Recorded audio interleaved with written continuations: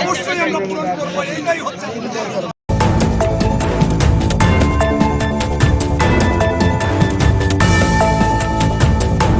জিয়া উদ্যানে বেগম খালেদা জিয়ার সমাধিতে শ্রদ্ধা জানাতে দূর দূরান্ত থেকে ছুটে আসে মানুষ। দেখছেন মঞ্জু পাটোয়ারির পাঠানো তথ্যচিত্রে। সকাল থেকে শুরু হয় শ্রদ্ধা নিবেদন চলে সারাদিন পেরিয়ে সন্ধ্যা নামলেও সমাধিস্থলে ভিড় কমেনি। ঢাকা ছাড়াও দেশের বিভিন্ন জেলা থেকে সাধারণ মানুষ, বিএনপি এর অঙ্গ সহযোগী সংগঠনের নেতাকর্মীরা উপস্থিত হয়ে শ্রদ্ধা জানান। অনেক পরিবার পরিজন নিয়ে এসে ফুলে শ্রদ্ধা নিবেদন করেন আপসহীন এই নেত্রী রুহের মাগফিরাত কামনায়। সমাধিস্থলে বিশেষ মোনাজাতে অংশ নিতে দেখা যায় শত শত মানুষকে।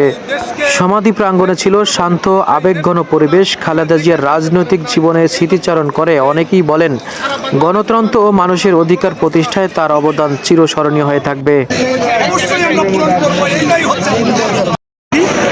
আমরা দেশনেত্রী বেগম খালেদা জিয়ার মাজারে ফুল দিতে এসেছি। তিনি তার সন্তানকে আজকের যে পরিণতি তারা রহমানকে কিন্তু মৃত্যুর মুখে পতিত করলো, ছোট সন্তানকে গ্রেপ্তার করলো। তখনও কিন্তু উনি বললেন যে আমার দেশ আর অর্থাৎ দেশকে ছেড়ে উনি কখনোই কোথাও যায়নি।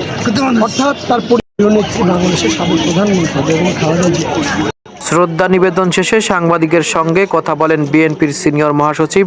তিনি বলেন, বেগম খালেদা জিয়ার আদর্শ জনগণের প্রতি দেওয়া অঙ্গীকার এবং তার দেখানো পথ অনুসরণ করেই বিএনপি আগামী দিনে রাজনীতি ও গণতান্ত্রিক আন্দোলন চালিয়ে যাবে।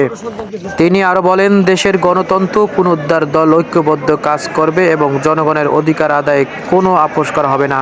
দিনভর শ্রদ্ধা মোনাজাতের মধ্য দিয়ে জিয়া উদ্যানে শেষ হয় এই কর্মসূচি। বেগম খালেদা জিয়ার স্মৃতির প্রতি গভীর শ্রদ্ধা জানিয়ে সমাধিস্থল ত্যাগ করেন আগতরা। বাইরে উনি দেশকে আগে বেশি